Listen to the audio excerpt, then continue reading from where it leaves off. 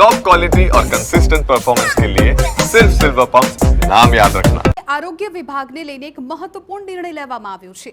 રાજ્ય સરકારે આરોગ્ય સેવાઓને પણ આવશ્યક સેવા જાહેર કરી છે। આવશ્યક સેવાઓ કાયદા હેઠળ લેવાયો છે નિર્ણય। બિનજરૂરી અને વારંવાર હડતાળ પર જતા આરોગ્ય કર્મીઓની મનમાની હવે નહીં ચાલે। દર્દીઓની જિંદગી જોખમમાં મૂકતા આરોગ્ય કર્મીઓની મનમાની હવે નહીં ચાલે। ફિક્સ પેના કર્મીઓ હડતાળ પર જાય ત્યારે સેવામાંથી દૂર કરવાની પણ વિચારણા। પોલીસ, ઉર્જા જેવા મહત્વના વિભાગોની સેવાઓ પહેલેથી જ અતિ આવશ્યક સેવામાં છે સામેલ। તો આરોગ્ય વિભાગને લઈને ખૂબ જ મહત્વપૂર્ણ નિર્ણય લેવામાં આવ્યો છે કે જ્યાં રાજ્ય સરકારે આરોગ્ય સેવાઓને પણ આવશ્યક સેવા જાહેર કરી છે। આવશ્યક સેવાઓ કાયદા હેઠળ નિર્ણય લેવામાં આવ્યો છે। બિનજરૂરી અને વારંવાર હડતાળ પર જતા આરોગ્ય દર્દીઓની મનમાની હવે જ્યાં આરોગ્ય કર્મીઓ છે તેમની મનમાની હવે નહીં ચાલે કેમ કે દર્દીઓની જિંદગી જોખમમાં મૂકતા આરોગ્ય કર્મીઓની મનમાની હવે નહીં ચલાવવામાં આવે।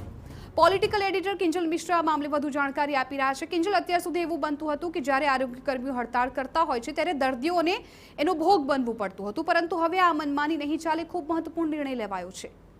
जी बिल्कुल, राज्य सरकार द्वारा महत्वपूर्ण निर्णय છે લેવામાં આવ્યો છે કેમ કે સતત જે આરોગ્ય વિભાગની જે હડતાલો છે, આરોગ્ય કર્મચારીઓ ગમે ત્યારે હડતાલ પર ઉતરી જતા હોય છે, તેના કારણે સીધી રીતે જે કહી શકાય કે દર્દીઓ હોય છે તે મુશ્કેલીમાં મુકાતા હોય છે। ત્યારે એસેન્શિયલ સર્વિસ મેન્ટેનન્સ એક્ટ 1981ની હેઠળ એક મહત્વપૂર્ણ નિર્ણય લેવાયો છે કે જેની અંદર રાજ્ય સરકારે હવે આરોગ્ય સેવાઓને પણ આવશ્યક સેવાઓ તરીકે જાહેર કરી છે। એનો મતલબ એ છે કે બિનજરૂરી અને વારંવાર જે હડતાલ ઉપર જે લોકો જઈ રહ્યા છે જેના કારણે દર્દીઓની જિંદગી જોખમમાં મુકાઈ રહી છે એ આરોગ્ય કર્મચારીઓની હવે મનમાની નહીં ચાલે। તેમની સામે એક્શન છે તે લેવામાં આવશે। ફિક્સ પેના કર્મીઓ પણ જ્યારે હડતાલ પર જતા હોય છે ત્યારે તેમની જે સેવાની સમાપ્તિ સુધીની વિચારણા છે તે હાલમાં ચાલી રહી છે કેમ કે 5 વર્ષનો ફિક્સ પેનો જે ડ્યુરેશન હોય છે તે દરમિયાન પણ જો કોઈ પણ કર્મચારી હડતાલ પર જશે તો તેમની જે ટેન્યોર છે તેને ત્યાં જ પૂર્ણ કરવામાં આવશે તે પ્રકારની પણ વિચારણા ચાલી રહી છે। પોલીસ અને ઉર્જા જેવી જે મહત્વના વિભાગો છે ત્યાં આ સેવાઓને પહેલાથી જ અતિ આવશ્યક સેવાઓમાં સામેલ કરવામાં આવી છે ત્યારે આજે આરોગ્ય વિભાગને પણ અતિ આવશ્યક સેવાઓમાં જાહેર કરવામાં આવી છે।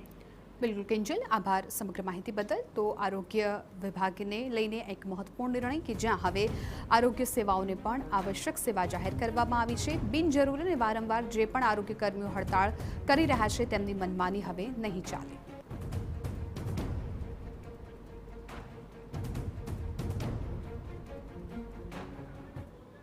ગુજરાતમાં રાધે